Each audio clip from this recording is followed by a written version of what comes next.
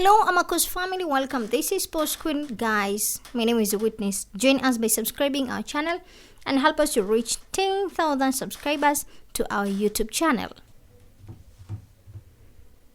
The ongoing construction dispute between Cape Town Spurs and the former players Anthony Velebayi and Baartman has sparked significant legal and regulatory debate within South African football. At the heart of the matters is the legal status of professional players contracting football club relegation to immature ranks of ABC Motsepe League.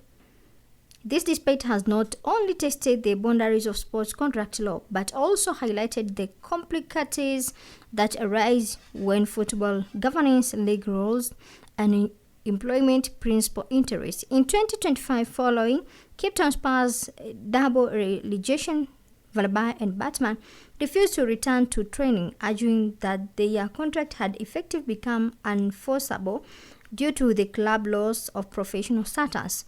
The matter was escalated to the Premier Soccer League Dispute Resolution Chamber DRC, which ultimately ruled in favor of the players, declaring them free agents. Spurs, however, have contested this ruling, initiating an appeal through SAFA and invoking league rules that temporarily suspend the DRC's decision.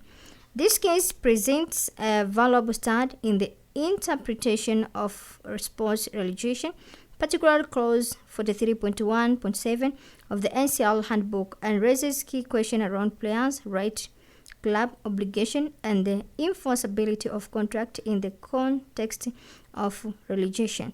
The analysis that follows will examine the legal argument presented, the DRC rotationate, and the broader implication for sports law and professional football in South Africa.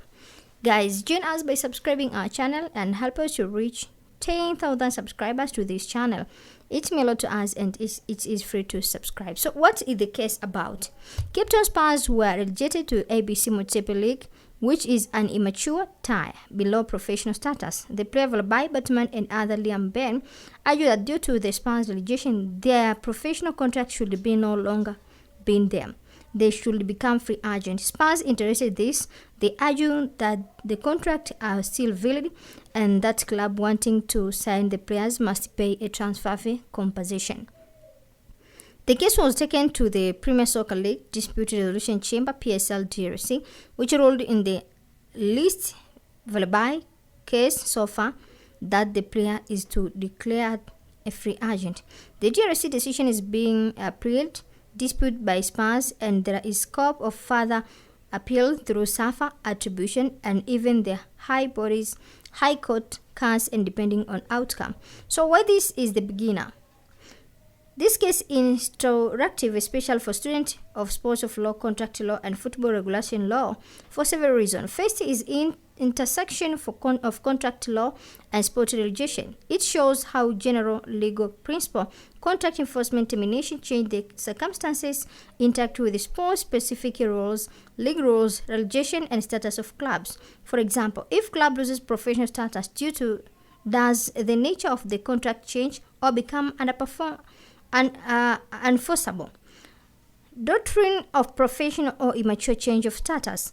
A central decision is does relegate at immature status, render professional contract invalid or void by operation of league and legacy rules. Students can explore how status change effective on law.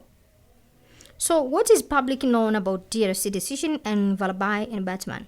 Cape Town Spurs were relegated down to DRC Motsepe. The players Velebayi, Baartman, and Ben refused to return to training under Spurs, and instead contended their professional contract with the Spurs were no longer enforceable due to the club no longer being under the jurisdiction of the professional.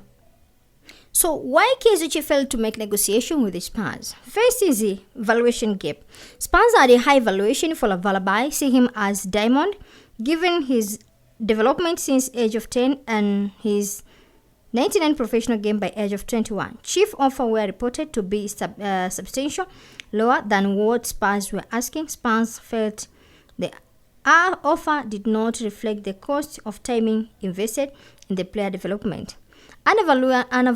Undervaluing the players. Chief offer included amount or terms cash plus possibly players that Spurs through undervalued Velebayi.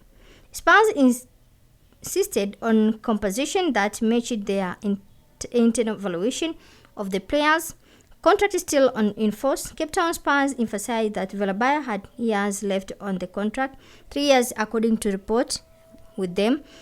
That means Spurs believed they were in strong negotiation position. This gave them legal and commercial leverage, allowing them to reject offers they felt were too low. Principle and club policy. Spurs insisted on fair compensation for their players' development. They appear to put a high value on the work done in youth training and development. They were also an element of principle, not wanting to be seen selling for less than what they believe a player is worth. Also, producer relation implication. Chiefs were in the process of dispute resolution chamber (DRC) ruling about whether Velebayi contract was still enforceable due to Spurs negotiation and possible change in the club status. Until the process was resolved, Spurs held that the contract was valid and binding. This uncertain, complicated, and a potential agreement. Communication issue underhand tactical. Allegations. Spurs accused Chief of contacting the players directly or their family instead of going through the club, which they regarded as inappropriate. This kind of off-field the issue can sour negotiation or stiffen stick. Shop is closed. At the same point, Spurs CEO Alex publicly said the negotiation was closed, meaning they are no longer open to further bids unless the offer met their valuation. That suggests that Chief either did not improve their offer or Spurs satisfied, or Spurs decided not to negotiate further under the exciting offer. Timing and market dynamics. Transfer window have deadlines. Chief may have felt pressure to act, but if their best offer come late and didn't match with the Spurs wanted, they may have been in sufficient time to negotiate up. Also, Spurs might have been expecting interest from several clubs, giving them the luxury and holding out for the better terms. So that is why Kaizer Chiefs fell. Guys, thanks for joining. This is Sports Queen. Enjoy.